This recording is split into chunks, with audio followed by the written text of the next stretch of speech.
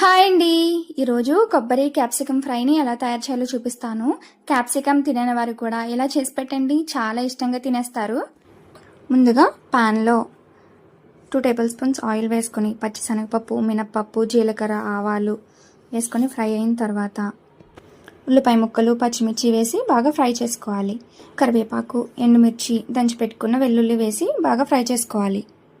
సన్నగా కట్ చేసిన క్యాప్సికమ్, ఉప్పు వేసి కలుపుకొని మూత పెట్టి మగ్గించుకోవాలి.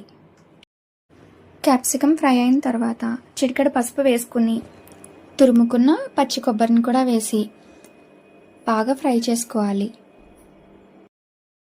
కొబ్బరి బాగా ఫ్రై అయిన తర్వాత అందులో కారం, ధనియాల పొడి వేసుకొని చివరిగా కరివేపాకు వేసి ఒక 2 నిమిషాలు ఫ్రై చేసుకొని స్టవ్ ఆఫ్ చేసుకొని సర్వ్ చేసుకోండి.